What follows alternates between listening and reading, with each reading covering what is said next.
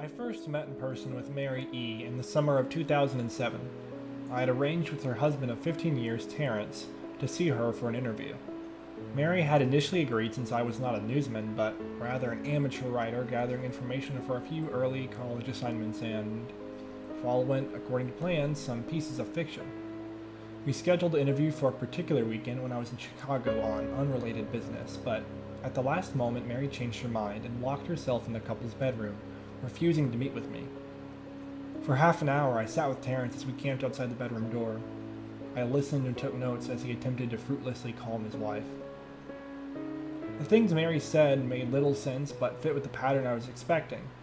Though I could not see her, I could tell from her voice that she was crying. And more often than not, her objections to speaking with me centered around an incoherent diatribe on her dreams.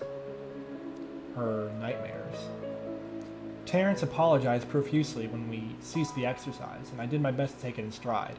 Recalled that I wasn't a reporter in search of a story, but merely a curious young man in search of information. Besides, I thought at the time I could perhaps find another similar case if I put my mind and resources to it. Mary E. was the sysup for a small Chicago-based bulletin board system in 1992 when she first encountered Smile.jpg, and her life changed forever. She and Terrence had been married for only 5 months. Mary was one of an estimated 400 people who saw the image when it was posted as a hyperlink on the BBS, though she is the only one who has spoken openly about the experience. The rest have remained anonymous, or perhaps dead. In 2005, when I was only in the 10th grade, Smile.jpg was first brought to my attention by my burgeoning interest in web-based phenomena. Mary was the most often cited victim of what is sometimes referred to as Smile.dog. The being Smile.jpg is reputed to display. What caught my interest, other than the obvious macabre elements of the cyber legend and my proclivity toward such things, was the sheer lack of information, usually to the point that people don't believe it even exists other than as a rumor or hoax. It is unique because though the entire phenomenon focuses on a center picture file, that file is nowhere to be found on the internet. Certainly many photo-manipulated similar litter the web, showing up with the most frequency on sites such as the Image World Fortune, particularly the X focus-based paranormal subboard. It is suspected these are fakes because they do not have the effect the true Smile.jpg is believed to have, namely sudden onset temporal lobe epilepsy and acute anxiety.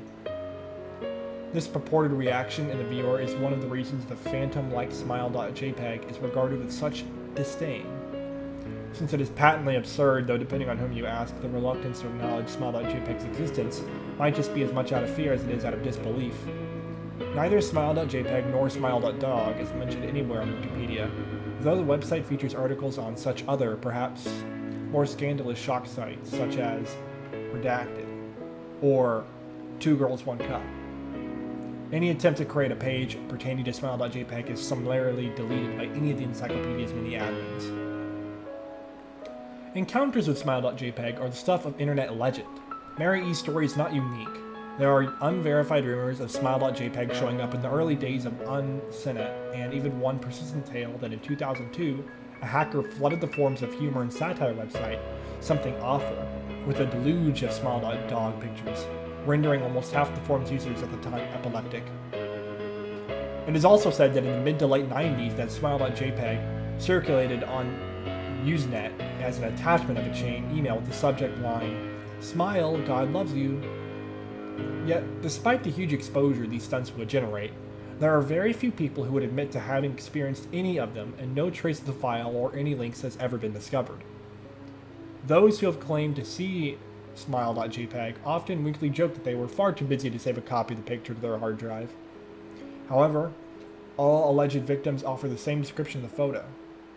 A dog-like creature, usually described as appearing similar to a Siberian husky, illuminated by the flash of a camera that sits in a dimly lit room. The only background detail that is visible is a human hand extending from the darkness near the left side of the frame.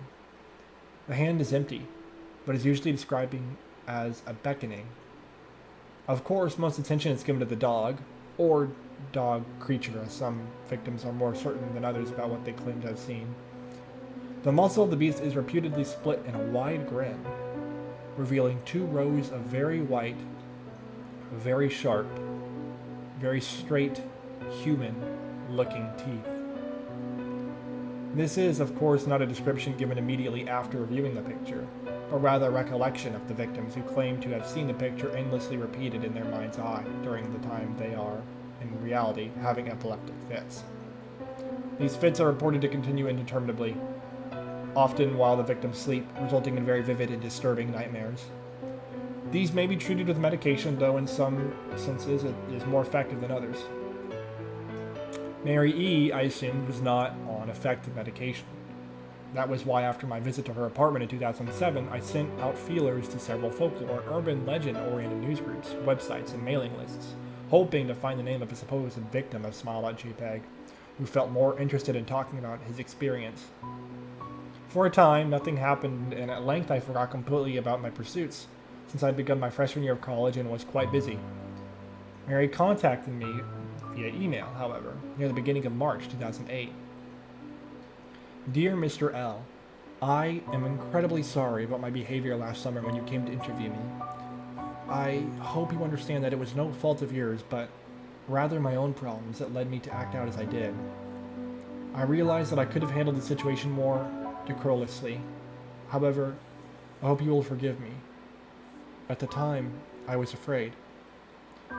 You see, for 15 years I have been haunted by Smile.jpg. Smile.dog comes to me in my sleep every night. I know that sounds silly, but it is true. There is an ineffable quality about my dreams, my nightmares, that make them completely unlike any other dreams I've ever had. I can't move and I can't speak. I simply look ahead, and the only thing ahead of me is a scene from that horrible picture. I see the beckoning hand and I see Smile.dog.